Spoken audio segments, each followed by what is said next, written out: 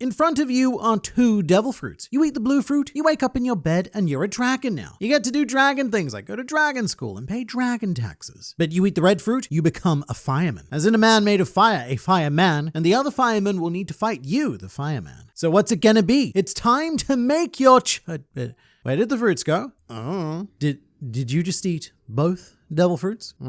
My good God and L, what have you done? All right, we have approximately 10 minutes before you start to seriously regret your life choices. And in that time, I'm going to explain to you exactly what happens if you eat 2 devil fruits like you just did, you greedy fuck. Firstly, eating 1 devil fruit isn't necessarily a good idea. They taste like an unwashed man in a box and rob you of your ability to swim, which is particularly problematic if you live in a certain fictional pirate universe, 99.9% covered by the substance that threatens to drown you at all times. But man, on the internet, think of the powers you say. You're always on about the powers. Yes, there's the small potential to become a lightning god, a fire god, a swamp thing, but it's infinitely more likely that you're going to become a giraffe, a jacket, or balls. Lots and lots of balls. Now you've gone and done that twice, committing a grave offense against the very sea itself. According to a young redhead, they say that the devil fruit was enchanted by sea devils. Whoever eats it gets amazing powers, but the sea turns against them. And this has been the enduring thought of the public for the past millennia, that these fruits are spooky and ill-advised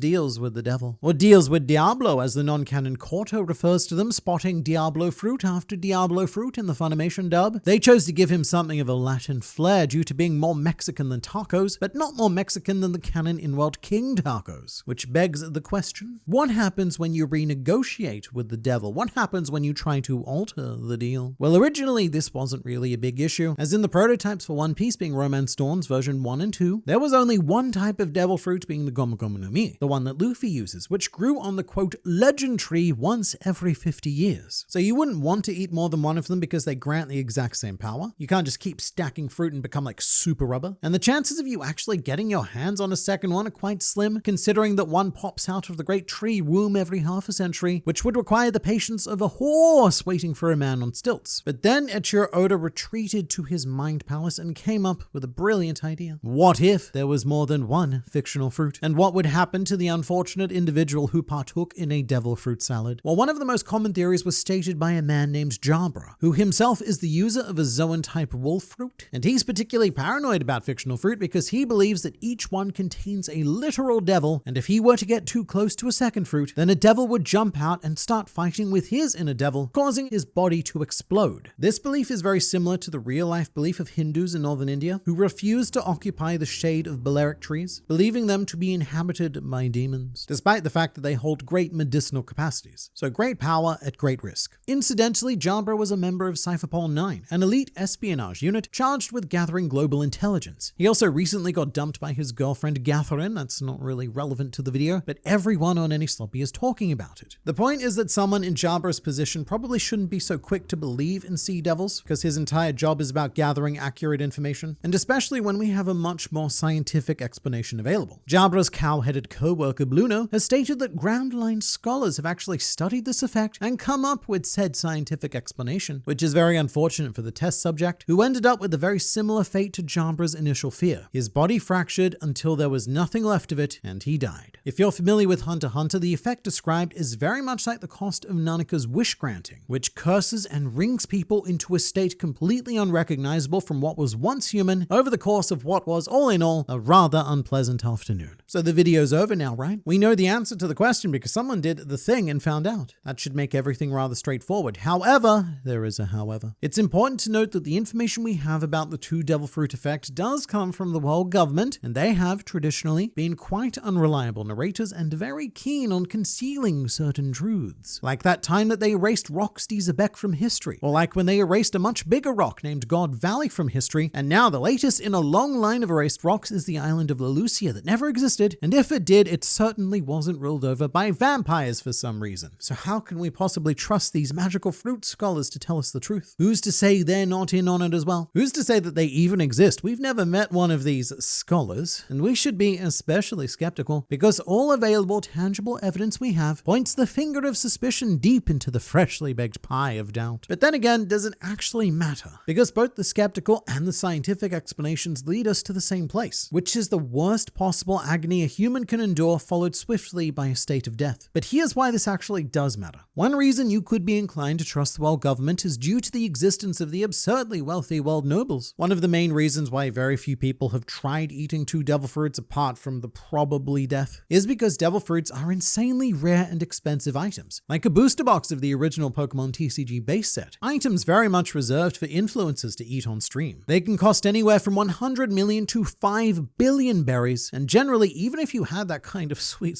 cash money, you're not going to want to waste it buying 2 fruits just to lose both of those powers immediately. Unless, of course, you are a world noble who have more money than God, who they incidentally also claim to be, and in order to entertain themselves in the Holy Land, they conduct all sorts of devil fruit-based activities. Most notably, they force-fed devil fruits to the 3 Boa sisters for no other reason than to curse them and see what happens, because it may or may not be funny. They have an incredibly niche and twisted curiosity, with the unfortunately comfortable quantity of funds to satisfy it. For example, St. Charles is the kind of person who bid 500 million berries to buy a mermaid just so that he could throw her in a tank of piranhas and again see what happens. So I would 100% believe that at some stage, a world noble has had the idea to feed 2 devil fruits to one of their slaves in order to entertain guests before lunch on a Sunday morning. I imagine that one world noble tried it one time and it made such a big mess on the carpet that no one ever wanted to do it again. But this is all wild assumptions. Let's get back to the facts of fictional science. The world's leading expert on fictional fruit is rather appropriately a man with an apple for a head. This is Dr. Vegapunk, and his research concluded that devil fruits function by altering the base DNA of their consumers, which is known as the lineage factor or the bloodline element, depending on which translation you read and how much you care to begin with. And so the hypothesis here would be that one cannot possess 2 devil fruit abilities due to the unique lineage factor elements required for each one. The DNA of the user simply cannot meet the needs of 2 requests at once. Like 2 customers fighting over the last 150 berry cabbage that end up destroying the vegetable so that no one is able to acquire their daily intake of vitamin B6. The lineage factor says, mate, what you doing? I'm out of here. Which then results in the body breaking down and or exploding. But identifying this structure has resulted in a game-changing breakthrough of fictional science, whereby it became possible for Vegapunk to extract the lineage factor of a devil fruit user, usually non-consensually, and then replicate the DNA properties and insert them into another subject who was then able to access the devil fruit ability. These subjects, known as Seraphim, and they're a bit complicated because they're kind of clones but kind of not. They're also kind of mechanic but not really. Doesn't matter. What matters is that they can equip devil fruit abilities like gear in an MMO by undergoing a form of dialysis, which removes the bloodline elements data of the previous fruit and then inputs the new information stored in another batch of wondrous blood. So there are people in this world who can use multiple devil fruit abilities, but it's a bit of a cop-out because they still can't use 2 powers at once, with the exception of one man who completely invalidates everything we've said here so far. Marshall D. Teach, aka Blackbeard, is, as far as we know, the first person in recorded history to be capable of possessing 2 devil fruit abilities at the same time and not exploding into a nasty mess on my carpet. Blackbeard ate both the Yami Yami and the Guruguru no Mi respectively, one of which grants him the power of darkness and the other to create earthquake-inducing shockwaves. I don't know how accurate it is to say that he ate both of these fruits though. He definitely ate the darkness one. However, more accurately, he extracted the second devil fruit ability from its former user Whitebeard's dead body, and then used the power of a pre-prepared dark sheet to obscure his misdoings. And one morbid theory as to what Blackbeard did under the blanket was to consume part of Whitebeard or to drink his blood like some sort of Dracula we have at home in order to extract the bloodline elements, both of which are supported by the childhood tragedy of Charlotte Lin, who accidentally ate her mother figure and ended up with Mother Carmel's devil fruit power. Cannibalism is the answer to a surprising amount of problems in One Piece. When Luffy was struggling to beat Crocodile, he ate him. When Luffy was having trouble against Charlotte Cracker, he ate him. And when Luffy wasn't struggling at all against Rob Lucci on Egghead Island, he tried to eat him, this time just for fun. So maybe that's the key to this. If you actually eat 2 devil fruits, then it causes a very painful death effect. But if you intake powers via another method, then it bypasses magical fruit death. Probably not though, because it should and has been said that Blackbeard is a very special boy with a very special body, and so he could have a lineage factor capable of adapting to 2 fruits, or even house multiple lineage factors within his body. It's a very popular idea that Blackbeard is actually 3 people inhabiting a single body. This is mainly due to Blackbeard's association with the number 3, such as the 3 skulls on his Jolly Roger and the 3 guns in his pants, each precariously aimed at what we can only assume are 3 penises. One of the most infamous encounters in One Piece happens relatively early on in the Gyrock. arc. After listening to Blackbeard ramble on and on about dreams for a bit, Luffy and Zoro both come to the conclusion that, quote, it's not he, it's they, which is either them being extremely careful about not potentially misgendering Blackbeard, or a much more sinister indication that there's a lot more lying within this man than just copious amounts of alcohol and cherry pies. And so there's great speculation that Blackbeard can not only eat 2 devil fruits, but will in fact acquire a 3rd fruit at some stage. But for the rest of you, I'd highly suggest sticking to the recommended dietary intake of 1 devil fruit, because all non-Blackbeard based evidence suggests that what awaits you after consuming 2 devil fruits is an unfathomably violent death where your very DNA rips itself apart in protest of your poor decision-making abilities. But for the sake of science, do let me know in the comments what just happened to you after consuming 2 devil fruits.